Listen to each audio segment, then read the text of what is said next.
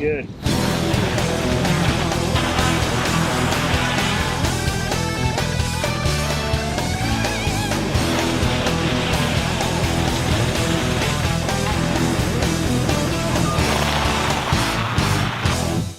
Now, forestry mulching looks like an exciting industry to get into, but before you jump into it, you've got to know a few things. One, it takes specialized equipment, meaning you can't just go ahead and pop a forestry kit on the front of any old skid loader and think it's going to actually operate it the right way.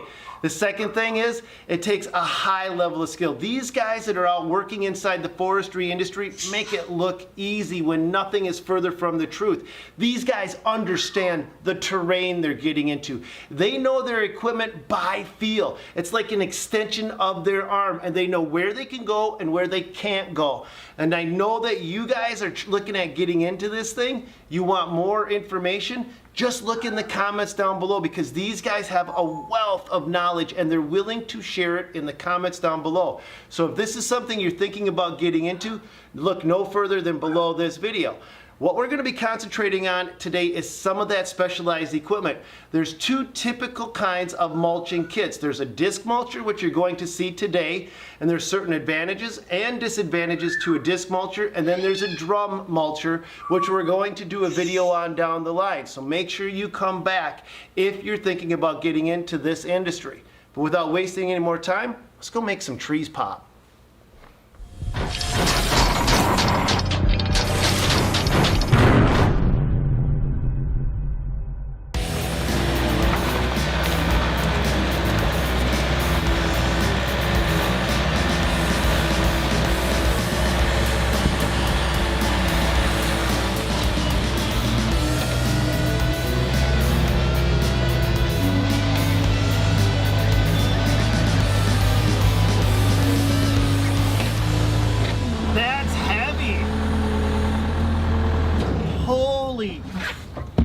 Shane, yeah. How much does that thing weigh? About 2,500 pounds. Holy crap!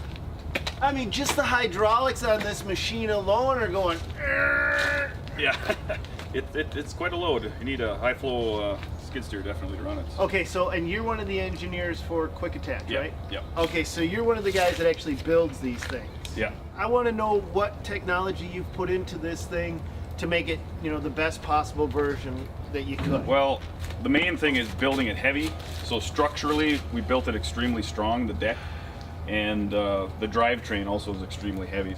But when you say heavy, I'm looking at just the framework of this thing. I mean, and the feel. Now, this is a 185. You'd never run. No. You would never run this. So how not to run a forestry kit? Not with the 185 and not with an open door, right? Right. So we're going to actually talk about some of the ways that the guys should spec out their unit and what they should look for when they're looking at buying one of these things, because the two have to be married together, right? You can't just go and grab any attachment and plug it into any machine and think that it's going to operate the way that this needs to be operated, right? Right. As you have already seen, just the weight of the machine is very heavy, so you can't put it on any light-duty carrier. You need to be able to safely carry that weight for stability. And then hydraulically, you need the power to run it, because this takes an extreme amount of power to mulch up a tree in 2 seconds. And so the gallons per minute is where the power comes. So you need high flow and hitting 36 gallons per minute or higher. Yep. And then where does the horsepower of the skid steer, you said 80 horsepower or more, where does that come into play? Well, it's a combination of the flow rate times the pressure. Okay. So those two together will give you the hydraulic horsepower. Okay. So hydraulic horsepower. Yeah, and that's what's measured hydraulic at the couplers. horsepower. That's kind of an important thing. Your combined hydraulic horsepower combines the gallons per minute, the flow rate, with the horsepower of the unit to run the attachment. Right. And then what about the rest of the machine? I know we need to have a forestry door on the front of the machine, so don't run a glass door. And is there a reason why you can't run your standard glass door? Right, yeah, it's for safety, because it sends debris flying, so you don't want it in your lap. Can you tell me exactly what FOPS and the 2 or the 3 rating so stands it's for? falling object protection, and most skid steers have a basic structure. That's level 1 protection for small objects like bricks and rocks. So the cab. The cab. So the cab right there, that's your level 1. Yep. But what we want is level 2. There, in the case of Bobcat, they add an extra structure on top that stiffens the top and protects you from like huge trees falling on you. Some skid steers will have actually what's called the forestry package on them. Yep. And that's where they actually protect the lights on the front and the back and the rear, and then they have a more protective shroud on the cage, on the skid steer as well. So this would be reinforced as well. Yeah, some of them have coverings that fill in open areas because as you get sawdust and leaves and stuff in the engine compartment, it becomes a real fire hazard. You are literally going through the forest, grinding everything up that you can imagine, and you'll get chips. I mean mulch. And what'll happen is kind of like a lawnmower when you cut grass and you get all the dry grass clippings on it, and if you forget to blow them off, you can start a fire. Well, you can not only start a fire, but you can suffocate your engine. So it's really important that if you use these attachments that you keep your engine compartment clean. Let's go to the actual working end of the machine. Now, this is a disc. Yep. Now, I've seen them as wheels. What's the difference? The main difference is that this will mulch an entire tree in one shot, so it's faster. You come up to the tree, I usually come up at about a 45-degree angle, maybe 6 feet off the ground. Move into the tree forward, and the top of the tree will just be sucked in because of the rotation. And the teeth on top grab the tree then and then pull it in. And it happens like blinking your eye, it just sucks it right in. That sounds scary and fun and exciting and something that I wanted to try for a very long time. Yeah. So that is a 4-inch output shaft, right? Correct. Why do people want to know about that so much? When you push brush mowers or any kind of mulcher to the limit, usually what ends up breaking is the shaft when people abuse equipment. So it's kind of a common denominator when they want to compare how one machine compares to another is they'll ask about the output shaft. So that's there to knock debris down that comes out because this is the exit. Okay. And anything that comes out will just hit this very heavy door and get knocked down. So now I'm looking at the carriage or this structure right here. What is this called? Oh, we just call it the push frame or the push bar. So it's built very heavy. It's heavy gauge steel tubing. So this is 2x4, 2x3. I haven't seen other forestry mulchers utilizing this system. What I found during testing is that you'll have trees sitting at different angles and sometimes they fall over the top. Yeah. And if they lay on top of the machine, you can't get them off. Right. And so that requires the operator to get out of the cab, pick up the debris, and throw it off. Well, with this type of machine with that much stored energy, it takes several minutes for it to stop rotating. Okay. And so during that period, we don't want you outside the cab. It really hurts your productivity to have the debris fall on top of the machine. So this is designed to allow the debris to slide off. So this protects the expensive stuff inside here, but also this is actually protecting it now. Right. Versus just having this. Yeah. Okay, so we come up to a tree, 45-degree angle, 6 foot up. We shred that, then what should we expect after that? You can then lower the disc on top of the remainder of the stump, and the carbide teeth on the bottom will mulch that and break that up into bits. Yeah, so these are carbide tip teeth, so they're actually as hard or harder than most of the rock that we're going to be hitting, and so they last longer. These teeth here are just hardened steel, and so they're more like a knife edge. They're very sharp and very efficient at cutting, whereas carbide teeth are a little less efficient at cutting, but they're much more robust. For the new guy coming in, what should they look for if they're trying to buy a forestry mulcher, the unit themselves for the first time, Shane? In terms of reliability, you want to know that you have teeth that are easy to change, easy to buy. What are you going to use it for? Are you going to be out in the woods? Are you going to be near structures like homes or people? This type of machine, you just don't want to have people around or any kind of property because it is so dangerous. Even disc or drum style mulchers are dangerous, but this one is even more so because it has the ability to throw material. All right, let's take her over, and I think Xander's excited. I like these. Look at the look on his face.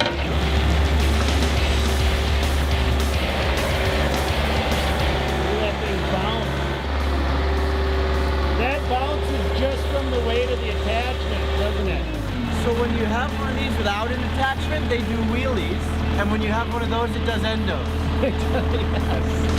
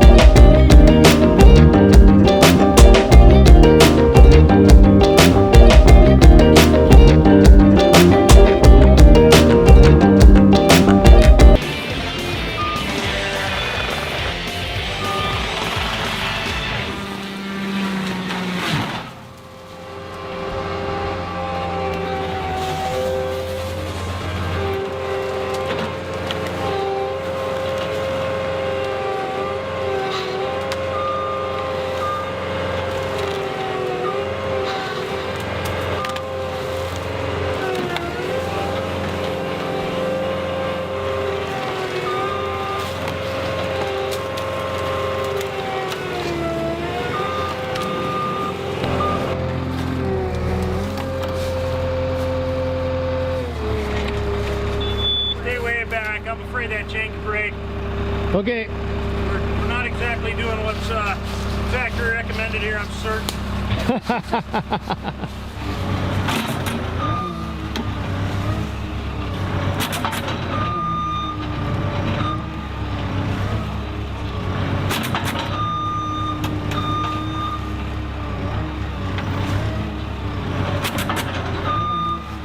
We definitely got that jammed up.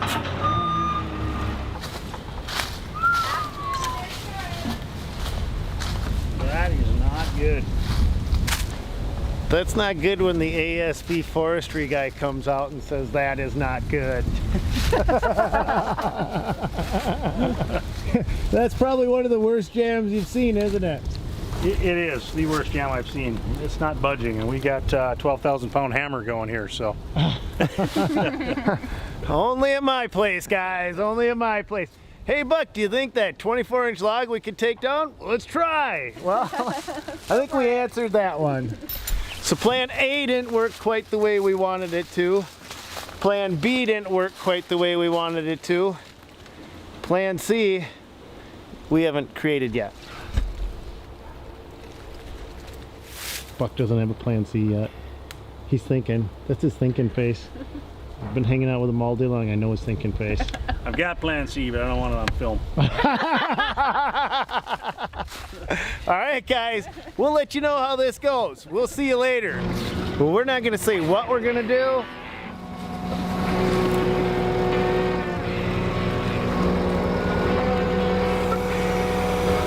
But we got plan C. All right, guys, well, you know what? We had some success, but we also had some setbacks while we were out doing it. And we showed you where with a disc mulcher, if you ram into a tree too hard, too fast, without being able to kind of feel your way into it, you can jam it up. And that's part of that skill that these guys that are inside the industry almost intuitively understand and realize. So as you get into it, just understand that there is this learning curve, this hump that you got to get over before you actually start to be really successful at it.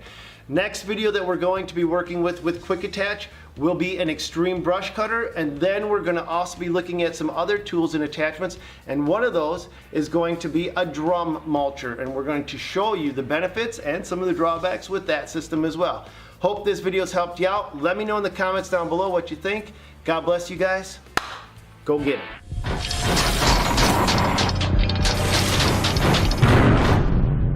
That is not good.